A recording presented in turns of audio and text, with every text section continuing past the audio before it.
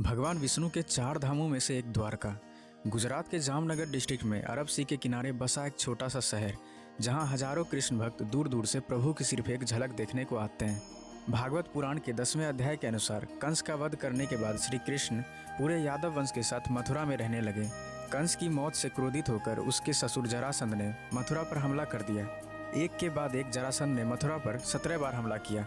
इन लगातार हमलों से परेशान होकर श्री कृष्ण ने मथुरा छोड़कर कहीं और जाना ही सही समझा। उन्होंने समुद्र के ऊपर एक विशाल नगरी के निर्माण का आदेश दिया, लेकिन समुद्र देव की आज्ञा के बिना ये मुमकिन नहीं था। तब श्री कृष्ण ने समुद्र देव की आराधना की। समुद्र देव ने प्रसन्न होकर समुद्र के बीच श्री कृष्ण को 12 योजन धरती प्रदान की। इसी धरती पर भगवान विश्वकर्मा ने द्वारका का निर्माण किया। द्वारका एक वेल प्लान सिटी थी जो आज के जमाने की अर्बन प्लानिंग को भी मात दे सकती थी।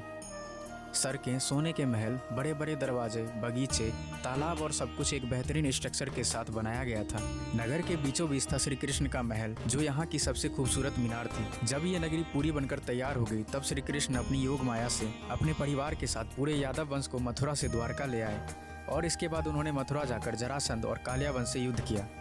विजय होने के बाद श्री कृष्ण द्वारका नगरी को लौट गए और अपने परिवार के साथ खुशहाली से रहने लगे। तो आखिर ऐसा क्या हुआ कि श्री कृष्ण की द्वारका नगरी समुद्र में डूब गई? जब पांडवों और कौरवों के बीच महाभारत का युद्ध शुरू हुआ, जिसमें श्री कृष्ण जी ने अर्जुन के सारथी के रूप में अहम भूमिका निभाई। युद्ध खत्म होने के बाद जब कौरवों की माता ने अपने सभी पुत्रों को मरा हुआ देखा, तो उन्होंने श्री कृष्ण को युद्ध के लिए दोषी ठहराया। उन्होंने क्रोध में आकर श्री कृष्ण को श्राप दिया कि जिस तरह उनके सभी पुत्रों और वंश का नाश हो गया, ठीक उसी तरह कुछ समय बाद श्री कृष्ण और उनके पूरे यादव वंश का नाश हो जाएगा, जिसे श्री कृष्ण ने हंसकर स्वीकार किया।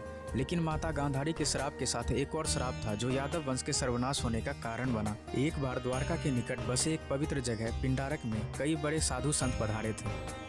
उन्हें देखकर श्री कृष्ण के पुत्र सांब और उनके कुछ दोस्तों ने ऋषि मुनियों से शरारत करने की योजना बनाई। सांब एक गर्भवती स्त्री का वेश धारण करके ऋषि मुनि से अपने होने वाले बच्चे के बारे में पूछा। ऋषि मुनि यह अपमान देखकर क्रोधित हो गए और उन्होंने उन लड़कों को श्राप दे दिया कि सांब एक लोहे के मूसल को जन्म देगा जो यादव वंश के विनाश का कारण बनेगा। जब उन लोगों ने देखा तो सांब के कपड़ों में सच में लोहे का मूसल मिला, और जब यह बात महाराज उग्रसेन तक पहुंची जो कृष्ण के नाना श्री थे, उन्होंने उस मूसल के टुकड़े करवाकर समुद्र में फेंक दिया। इस टुकड़े को एक मछली ने निगल लिया। इसके बाद वह मछली एक मछुआरे के जाल में फंस गया, और जब उस मछली को चीरा गया तो उसके पेट में वही लोहे का टुकड़ा निकला। वहीं एक शिकारी भी रहता था जिसने उस लोहे के टुकड़े से जहरीले तीरों को बनाया। माता गांधारी के श्राप के अनुसार जब यादव वंश एक दूसरे से युद्ध करके खत्म होने लगे, तब श्री कृष्ण पास ही के जंगल में एक पीपल के पेड़ के नीचे बैठ गए। उसी समय जरा नाम के शिकारी ने उन्हें हिरन समझकर उन पर तीर चला दिया। ये वही शिकारी था जिसने मछली के पेट से निकले लोहे के टुकड़े से तीर को बनाया था। वो जहरीला तीर श्री कृष्ण के पैर में जाकर लग गया और श्री कृष्ण भी इस लोक को छोड़कर अपने धाम लौट गए। वर्तमान में द्वारका को 2 हिस्सों में बांटा गया है, द्वारका और बेत द्वारका। द्वारका समुद्र के किनारे बसा एक शहर है और बेत द्वारका समुद्र के बीच बसा एक द्वीप। कई सालों तक पुराणों में कथित द्वारका को सिर्फ एक कहानी और झूठ मानकर निगलेक्ट किया गया। काफी ढूंढने के बाद भी ऐसा कोई भी सबूत नहीं था जो हमारी पौराणिक कथाओं में बसी इस खूबसूरत नगरी के असली होने का प्रूफ दे सकता था। 1930 में खोज शुरू हुई और बेत द्वारका के आइलैंड पे कई एविडेंस मिले। 1963 में यहाँ पर पहला आर्कियोलॉजिकल एक्सकेवेशन किया गया, जिसमें कई सारे पुराने आर्टिफैक्ट्स और मूर्तियाँ भी मिली। इस खोज से एक इंटरेस्टिंग थ्योरी सामने आई, जिसके मुताबिक श्री कृष्ण द्वारका से अपने पूरे राज्य का एडमिनिस्ट्रेशन देखते थे और बेत द्वारका में अपने परिवार के साथ रहते थे।